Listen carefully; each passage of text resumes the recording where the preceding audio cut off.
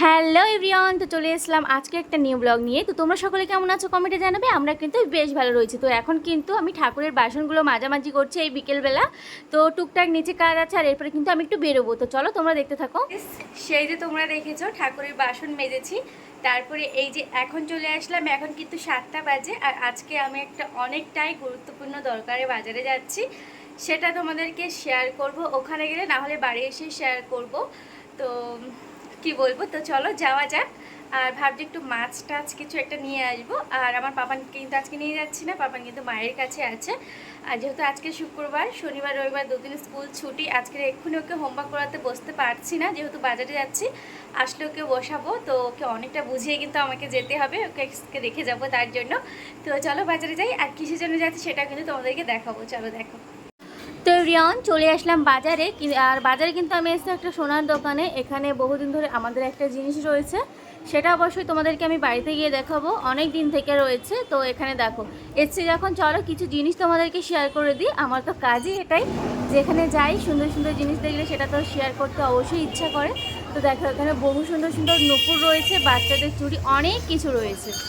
তো গাইস চলে এলাম বাড়িতে বাজার থেকে। তো যেটা নিয়ে আসতে গেছিলাম সেটা হচ্ছে এই প্যাকেটটা। তো এর কি আছে চলো তোমাদেরকে দেখিয়ে দিই, তোমরা অনেকে বুঝতে পারছো, তবু চলো দেখিয়ে দিই।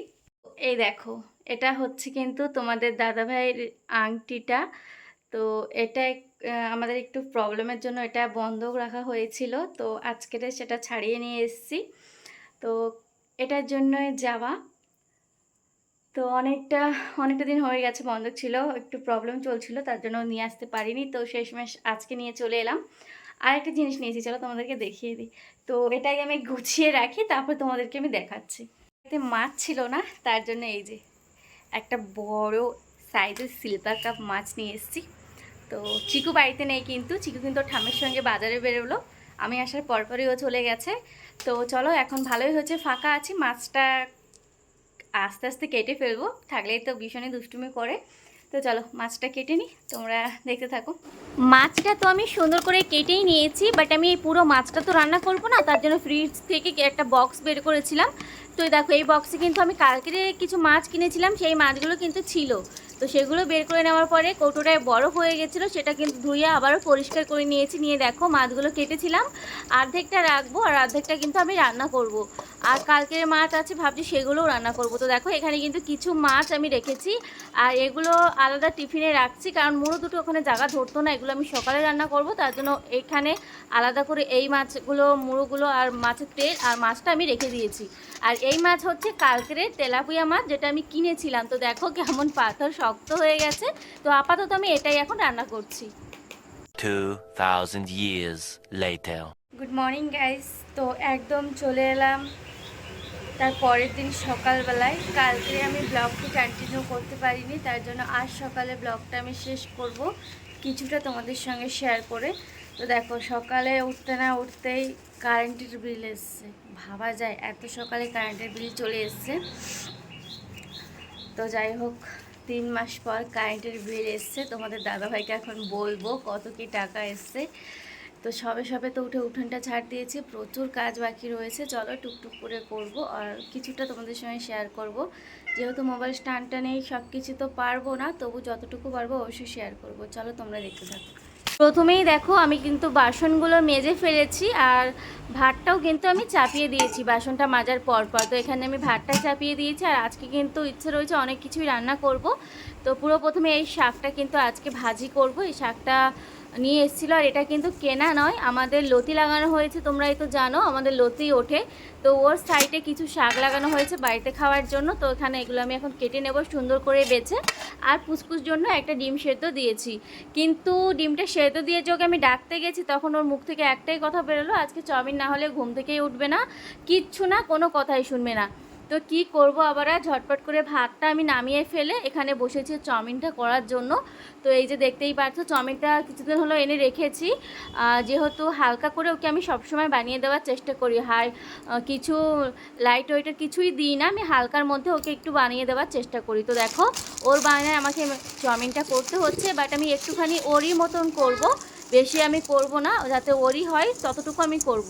কারণ এই প্যাকেটটা টুকটুক করে ওকে বানিয়ে দেবো, সকলে খাবো না, আর এই সকালবেলায় কেউ কিন্তু চাউমিন খাবে না। তো কিছু করার নেই, ছেলে আমার জেদ করেছে, বায়না করেছে, করতেই হবে। তো যেই বলেছি আমি কিন্তু চাউমিনটা চাপিয়ে দিয়েছি, করছি, সেই দেখো ঘুম থেকে আস্তে আস্তে উঠে আসছে, উঠে এসে দেখো ভীষণই খুশি। চাউমিন খাবা? তাই চাউমিনের জন্য উঠে এসেছো? ওলে বাবা, ওলে বাবা।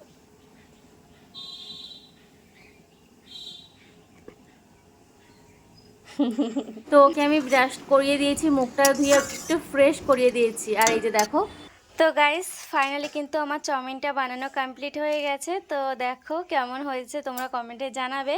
অবশ্যই যে খাবে তাকেই জিজ্ঞাসা করব যে কেমন হয়েছে। তো এই যে তোমার চাউমিন, খুশি? হ্যাঁ ভীষণ খুশি? হ্যাঁ খেতে হবে তো, তাই না?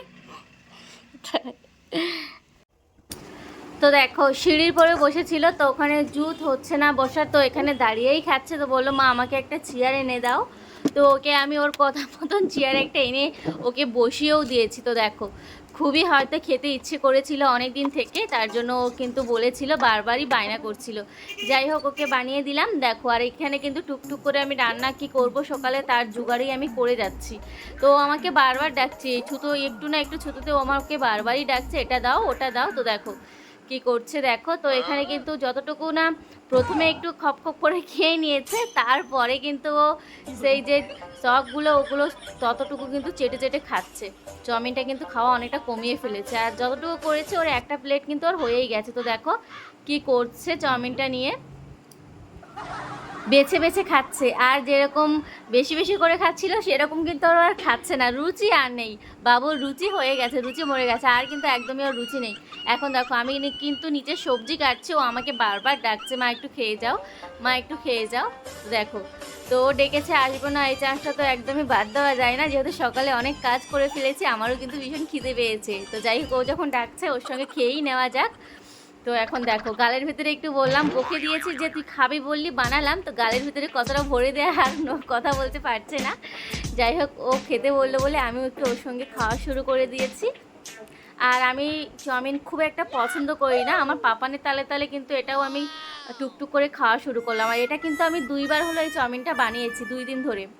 তো ফাইনালি আমরা খাবারটা নিয়ে চলে এলাম। আর এটা কিন্তু আমাদের সকালের খাবারে অনেক কিছু আছে, শাক ভাজি আছে, উচ্ছে ভাজি আছে, আর মাছ ভাজা, পটল ভাজা, চাটনি, ডাল আর মাছের ঝাল। তো চলো এভরিওয়ান আজকের মধ্যে এতটুকু, চলো সকলকে টাটা। खत्म। Bye bye Tata.